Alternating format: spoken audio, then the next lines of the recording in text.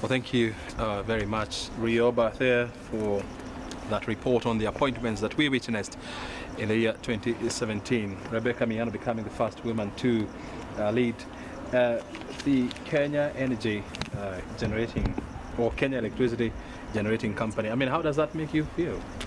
Well, very nice as a woman. It's nice because you're more company. Yes, of course. It's lonely at the top, so Yeah. it's nice to have somebody like that in that, key institution. But most of all, is the creation of role models for young people, especially girls. That it can happen, and women are as capable. When we talk about the gender issue, this is very good, very affirming. Yes. And of course, the appointment of our Polish national, Sebastian Mikos, to lead Kenya Airways, after having a lot of, financial and management challenges. I mean, is it a serious indictment on us Kenyans that, we cannot steer our own national airline? I don't think it's an indictment. I think there's nothing wrong with getting somebody else to come and help us turn our economy around. Kenyans have been working in other countries, so there's nothing wrong with getting somebody else to come and help us turn our economy around. After all, we live in a very globalized country. So if you can get good skills wherever they can be found in the world, bring him, as long as he's going to do his work. Now on gender, I think I was very happy about Miano, because we cannot ignore 50% of the population. If you want to get the greatest potential from this country, everybody must be included.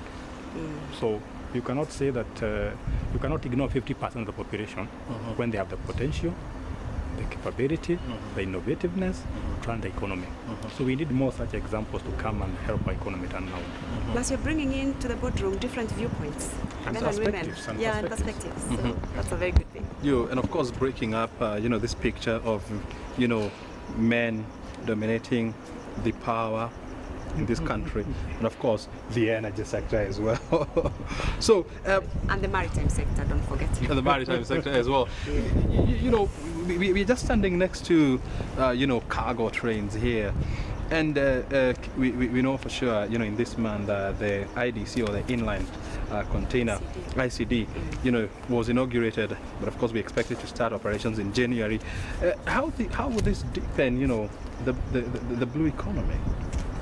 Oh, this is bringing in a different level of efficiency in terms of cargo clearance, particularly when you talk of removing the load from the road and the pressure that it puts, bringing in more cargo at once, therefore bringing it quicker to the customer, and also bringing in the goods closer for our transit countries. Now, if they don't have to go to Mombasa, they can clear their cargo in Nairobi. Of course, that makes them happier, I would imagine. And also for the people the importers from Nairobi, that's also even much better. They also don't have to go to Nairobi. They can very quickly clear the cargo in the ICD. So more opportunity for growth, particularly in the manufacturing sector that is now becoming the focus of economic development. So that's quite exciting. You carry more, therefore economies of scale, you bring them in. Then of course the vagaries of the other risks of the road in terms of safety, security. Now with so many road accidents, clearing the roads for other vehicular traffic, and also it's even more greener. Very well. Iraqi, I mean, one of the purpose, of setting up SGR, was to decongest our roads, and of course, remove a lot of people, from the road to start using the railway to Mombasa and from Mombasa to Nairobi. But do we still have a picture of how, the SGR has impacted, the Kenyan roads, socially, even economically? I think for the time being, until we have enough freight traveling or going by SGR, we may not feel the impact. But once we have a lot of these big trucks moving from the road, that road going through the SGR, that's when you're going to start seeing the impact. Because the moment you remove a lot of traffic from the road and use SGR, the economy becomes more efficient. And what we hope in the long run is that the cost of transport is going to go down. And one reason why it will go down is because of competition. Now the big trucks we see on the road now have a competitor, so the price is supposed to go down.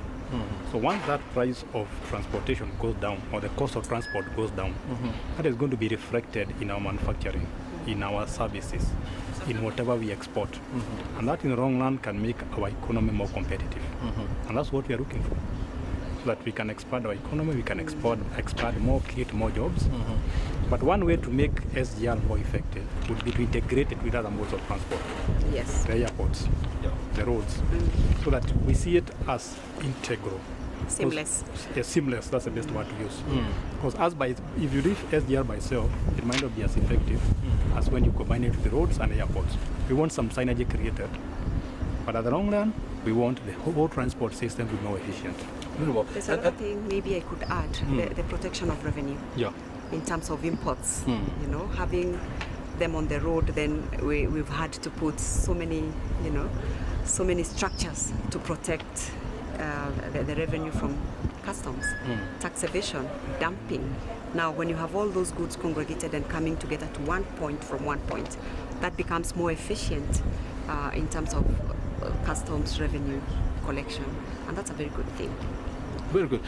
I wanted to find out from you, because a lot of Kenyans, are still complaining about, paying 700 shillings, for, is it economy class, to Mombasa or to Nairobi, and of course 3,000 shillings, on first class, They're still complaining that, Are they complaining? Oh yeah, Goodness, how much have they been paying on the bus? Well, Without as much 800, comfort? 1,000 shillings, to them, they expect the train to be much more cheaper, being a mass mover of human beings.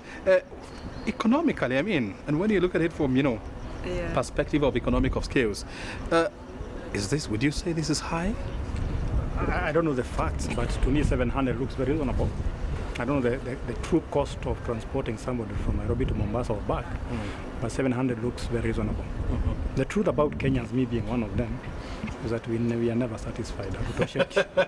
So even if it was charging 200, people will still complain. We need to train Kenyans to think like business people, that you cannot get something out of nothing. So this train has costs, and somebody has to pay for those costs.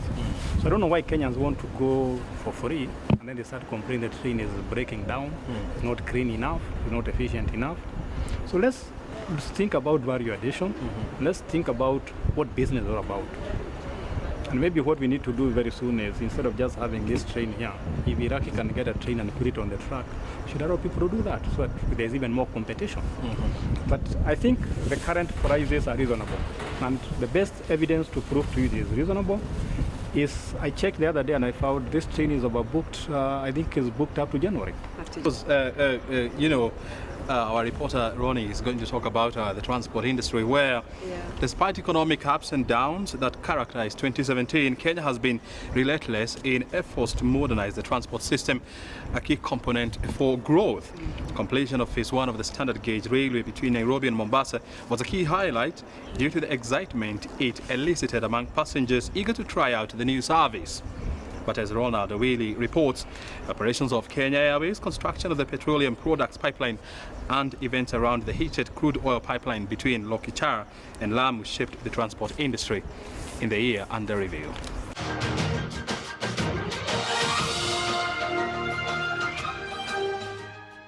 "2017 can easily be pointed out as a remarkable year in Kenya's transport system, with completion of the standard gauge railway phase 1.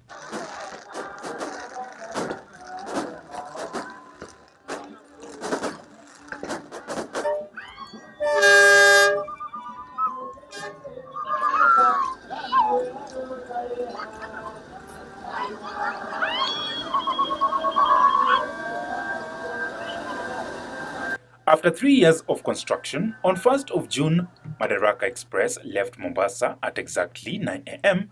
on a 4.5-hour journey to Nairobi. Inside, the president and his family, the deputy president, and a huge government delegation representing various state departments and other invited guests. Not left behind were Kenyans from various counties, local and international journalists, and pupils as part of the 1,200 passengers who took the maiden ride exclusively by invite only. And the president even had time for the press aboard the new train. Well, I actually feel grand. I think it's wonderful.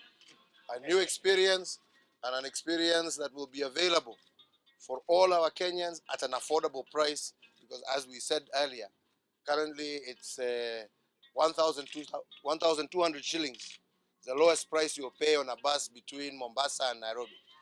And we are going to offer this service to Kenyans at a price of 700 shillings, Mombasa, Nairobi. So I think it is affordable. It will transform and create huge savings for our Kenyans who travel up and down this road. Following commencement of passenger train services, unscrupulous traders hijacked ticketing, buying them in bulk and reselling them exorbitantly to unsuspecting Kenyans, prompting Kenya Railways Corporation to roll out online booking and payment options. From one train departing either cities at 9 in the morning, KRC introduced a second express passenger service in the beginning of November, leaving either cities at 3:30 p.m., while the morning train scheduled to depart at 8:30 a.m., serving as inter-county services between the 7 stations. In a train, taking about 30 buses, the equivalent of 30 buses, and you're doing that 4 times, because you have 4 trains a day, the 120 buses. All right, so again, it becomes a huge traveling supermarket. We have 33 stations across between Mombasa and Nairobi. 8 of those are passenger handling terminals, so it is very easy now for one to access Athi River, to go to Emali, to go to Kibwezi, Mtito Andei, Voi, Mariakani, and even Miaseni at Bachuma Gate.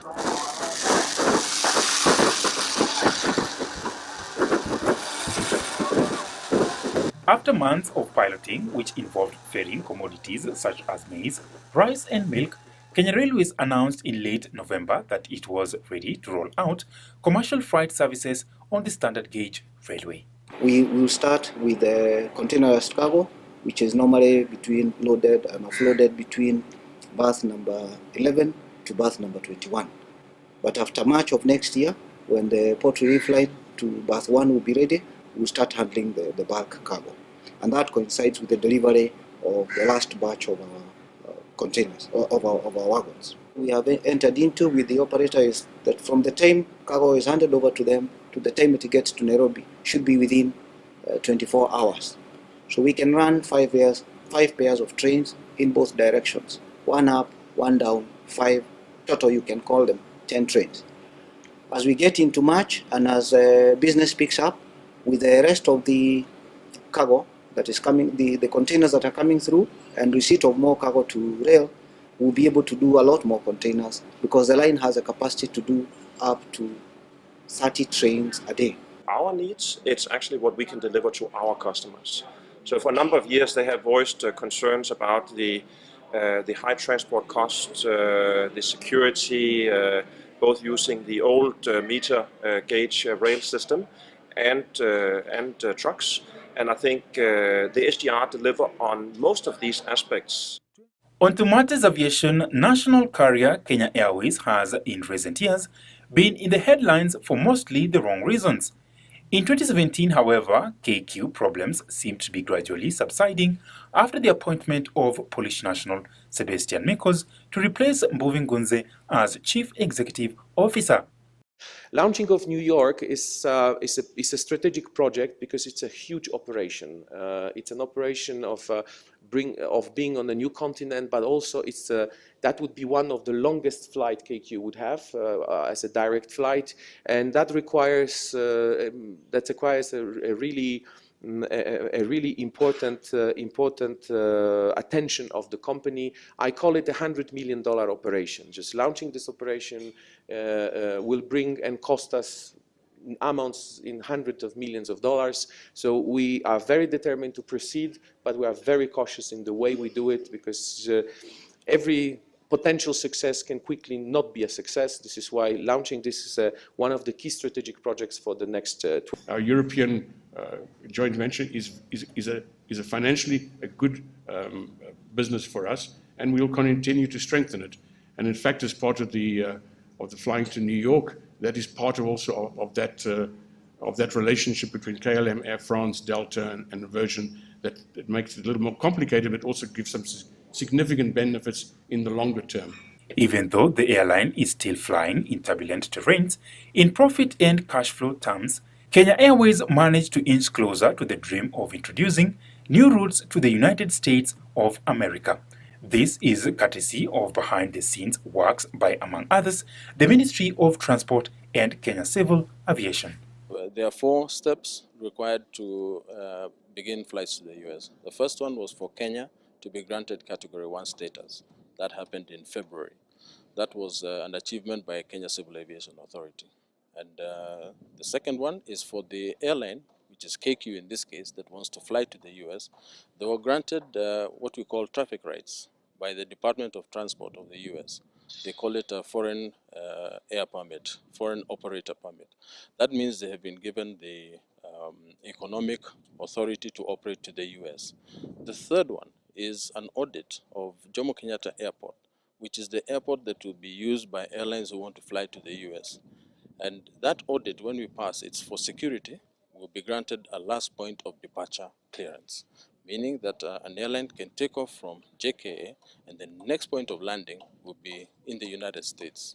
In this case, we're looking at New York to be the likely destination for KQ.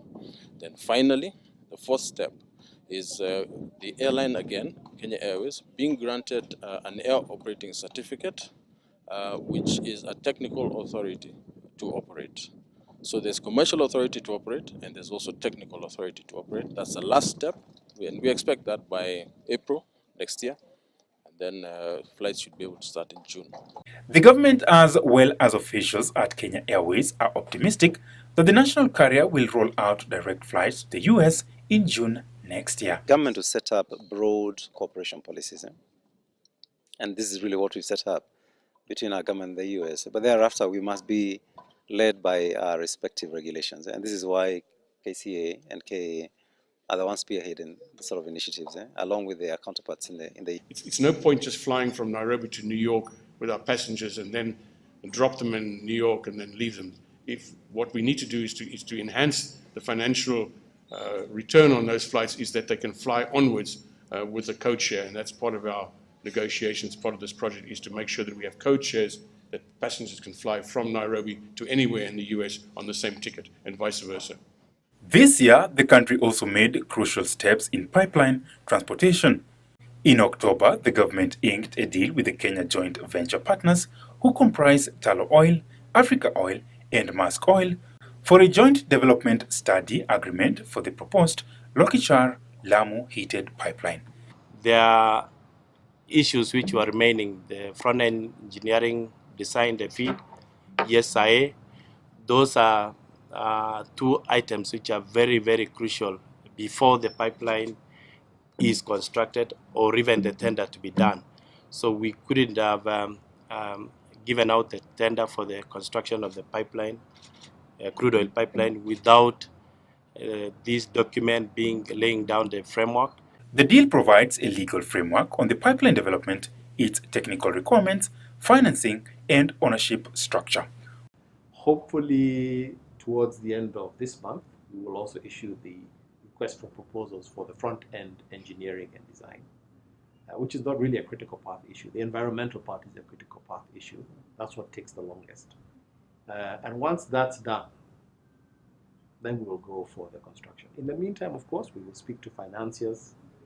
From next month, we will start talking to financiers who have, quite a few of them have expressed interest in funding this pipeline.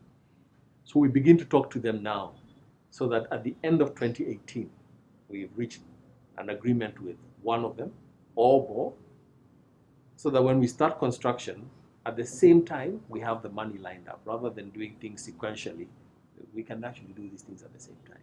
Already, transportation of oil by trucks from Lokichar to Eldoret under the Ali Oil pilot scheme is expected to kick off in coming weeks.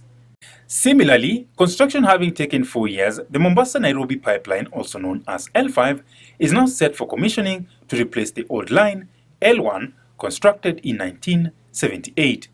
L1 has 14-inch diameter with a flow rate capacity of 830,000 liters per hour. The new line has a capacity of pumping 1 million liters of petroleum products per hour between the 2 cities.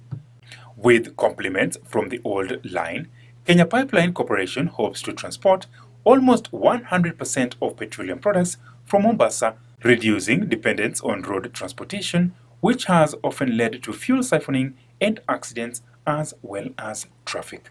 With a diameter of 20 inches, the capacity will be expanded to 1.9 million litres per hour by 2023 and thereafter 2.6 million litres by 2044, supporting the increasing demand for petroleum products in Nairobi and the entire East and Central Africa region.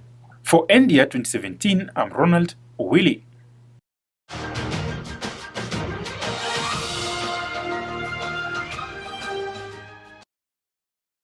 2017 was a year that saw the unending political battles deal a huge blow to trading in the money markets, as investors bore the brunt of a free fall in the value of stocks.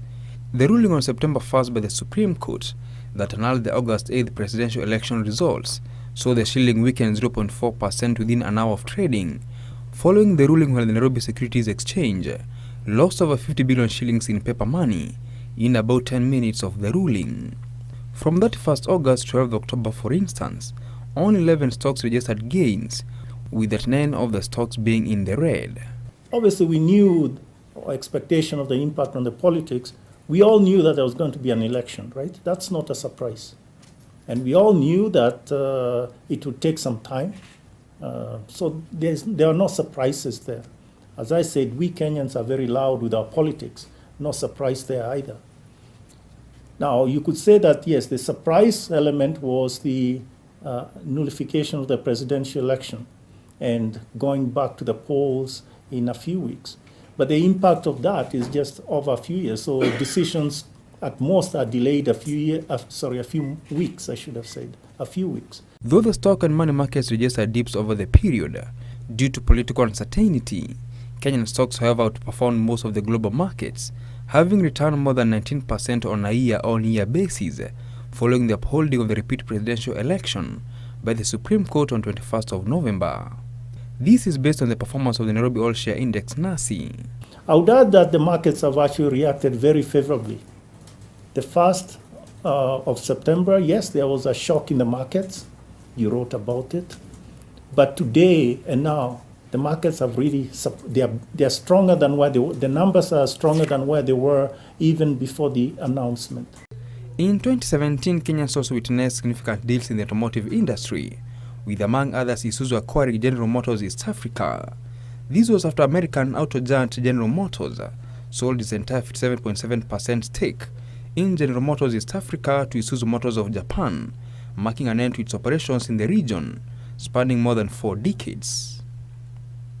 GM termed the transaction as a natural step for the business, given that about 95% of its sales in Kenya were Isuzu products. We assemble here over 5,000 vehicles here. So our plan is increase the Isuzu truck and buses volume here to fulfill this capacity. GM East Africa locally assembles and sells Isuzu buses, pickups and trucks. The firm also sells GM Chevrolet cars. The auto industry also welcomed back French firm Peugeot SA, which started local assembly of its brands at the Thika-based Kenya Vehicle Manufacturers plant. Peugeot partnered with its local franchise holder Eurasia in the assembly of the 508 and 3008 passenger car models. And we hope to see many Peugeot cars on our roads going forward, all of them built right here in Kenya, by Kenyans, for Kenyans and the region. So we are very happy about this agreement. We will start the first car in June. We missed you, Kenya. We are back in the assembly. The investment by Peugeot follows last year's launch of car assembly by Volkswagen at the same facility by DT Dobi that include assembly of saloon cars and light trucks. Peugeot invested more than 1.2 billion shillings in the Thika plant that was expected to create hundreds of jobs directly and indirectly. In the beverages sector, beer maker East Africa Breweries invested in a 15 billion shilling state-of-the-art plant in Kisumu, a move that would help create at least 110,000 direct and indirect jobs.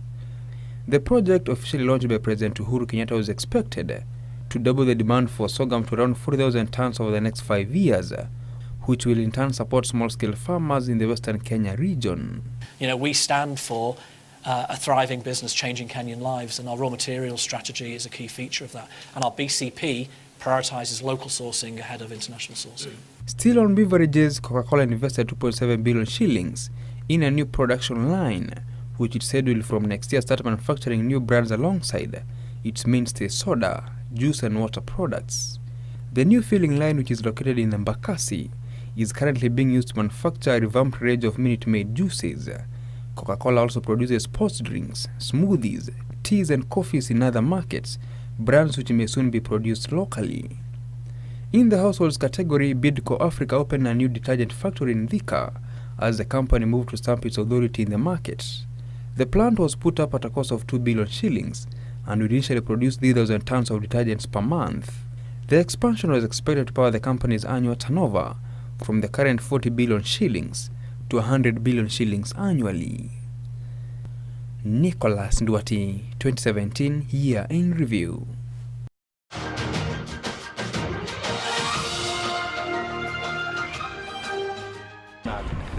For reminding us about the events that shaped the year in the transport industry. And of course we are here at the Standard Gauge Railway Nairobi terminus, of course marveling at how this project has come along. And of course before we went for that story, we were discussing about SGR, but the question has been, what do we do with the old line Iraqi? That was a hard question. I thought not hard for a left. No. An economist. I'll take that kindly. But the problem with the old railway line is not unique. We have a problem with other old technologies. What do you do with the old phone? What do you do with the old microphone? Not microphone, microwave. Microwave, yeah. What do you do with the old houses? This can be recycled. So the house can bring it down. Yes, I think we can also do the same with the old railway line. We can recycle it and make it to new lines. But I even have a better idea which I think we can implement. Before the late Wahome Gakuru, the former governor, the late governor of Nakuru, of Nyeri died, they had a proposal of reviving the Nairobi-Nanyuki route. And even if you don't carry goods on that route, it can be very good for tourists. Yeah. Many people would want to ride not just the diesel train, but the steam train. So why don't we have that railway line revived so that we can use it for tourism? People take a steam train from Nairobi to Nanyuki, from Nakuru to Sorai, from Gilgil to Nyahururu. Those are examples of one we can revive it. Alternatively, we can recycle it. But my own observation is don't recycle it. Use it for other means. We revamp it. And when you're talking about the steam, and I told you much earlier, if you revive it, I can buy a wagon, I can buy a steam train and put it there. Just like the way anybody can put a car on the road. So anybody can put a wagon on the railway line. And of course, talking about reviving it, we have the Ravos rail in South Africa, which is a luxurious, old train service, where people pay a lot of money. That's what he's talking about. To move from, let's say, Pretoria or Joburg to Cape Town. Because I am one person, I used to travel, with the old train, and if there is one thing I miss, is, sleeping in my cabin, maybe reading a book, and of course, having breakfast, after a long journey from Mombasa or from Nairobi. Do you think Kenyans would be excited, if we were to try something like this? Absolutely. Look at Kenyans now flocking into Mombasa. Whoever thought that, the kind of tourism, local tourism we are seeing of that scale would ever happen. Overbooking. And, a lot of people in Mombasa during the holiday seasons, Easter particularly, and Christmas, which means therefore that there's a lot of untapped potential in the central and eastern where the train used to pass, and that could happen, very well happen. Not to mention also bringing produce to the cities, opening that agricultural area and bringing the goods using the train. But tourism, I still believe we have a lot of potential. But there's even more evidence that people would be excited. Nowadays there are a lot of people who have entertainment centers, and there's always like a small train that you see children riding on it. So to me that's good evidence that people are very nostalgic about the train. So why don't we now take that into the old railway lines and people use it? It will be very exciting. I think it will be. Because we have to come to the end, and we want to look at the year 2018. for the maritime industry, what do you think will shape the year, in 2018? We've got a lot of programs that are laid up or that have been programmed to take part in the year that's coming. Of course, building on the foundations that we've already laid in this year. Of course, the MCI, the Marine Cargo Insurance, going for bigger, better, including efficiencies in terms of implementation. Yeah. That's very good. Capacity building, mopping up the youth. The programs we've come up with, very, very important for us because of bringing together the various departments like the NYS, like the national, the youth funds, and bringing them all towards training. Then the other one that we've started is beginning international partnerships to build into the training programs for the maritime sector. If you noticed recently, we've come up with 3 key partnerships, the MOUs, because the maritime sector training is competency-based, and one of our biggest drawbacks has been not having a fleet in which then to get the competency skills. But then, how do we train? That has been a drawback. But right now, we've started engaging and building the kind of networks that are necessary to then cure that gap. We've signed an agreement with some shipping lines, one of them being one from Denmark, DFDS. We've also approached and got into an agreement with Peru Maritime Administration. Recently, we've signed up an agreement with an MOU with Panama Maritime Administration. You are aware that Panama is the biggest register in terms of flagged ships with them. So, and on top of that, we've got an agreement for exchange programs. And in this area, we're also pursuing agreements with South Africa, with India, with so many other countries, that then we should be able to get recognition for our certificates, and therefore being able to get Kenyans to go and get the required capacity. This, we are looking at it in terms of now massive capacity building. And then the other thing is the revival of the Kenya National Shipping Line. That becomes very, very important, particularly when you're talking of manufacturing going into the next 5 years, because you want to have the kind of capacity that makes your exports more competitive and your imports cheaper. And we're looking at Kenya National Shipping Line not just as a national carrier, but being able to leverage and retain some of the very high capital flight that we have in terms of imports and exports. Building capacity for Kenyans to undertake maritime trade and to run shipping business, and also helping government in much the same way that Kenya Airways has helped us in the aviation industry, helping the Kenya government in terms of saving some of the money that we do in terms of government is a net importer, and it's good when you compare Ethiopia and Kenya in terms of project management. We've had it said that they are cheaper, but then we don't realize that they are able to leverage on the gains made from shipping themselves their project cargo, as opposed to Kenya, where we have to use foreign fleets, where the interests are not necessarily geared towards the national interests. Very well. So a lot of excitement in terms of all the implementation of all those, and of course, like I mentioned earlier, being able to have the policy development take place in a way that then helps and talks together to the industry. A lot of training necessary, even within ourselves as government, so that we appreciate the role each one of us plays in the maritime sector, so that we can avoid some of the competition and silo mentality and thinking together towards the blue economy. Of course, we shall be watching to see what they Yes, of bring course. about. Thank you. And from the economy to politics to name it, what do you see coming in the year 2018? I think I have a lot of great expectations for the year 2018. The weather looks promising. politics looks promising. I will still demand, or I will still say that as long as Kenyans are resilient, 2018 is going to be a great year. What I want is, once we have built the infrastructure, we have built the SGR, the roads, the airports, we have people connected to power, we have people having water in their houses. Now, once we deal with the hard infrastructure, now we can now focus on the soft infrastructure. Now Kenyans can have time now to be creative, to be innovative. Yes. So that we can now start talking about Silicon Valley, about our Konza Valley. We can have more patents. And this country can now move from subsistence to industrialization. I have never spent any public time like this preaching pessimism. I always believe that the future of this country is great.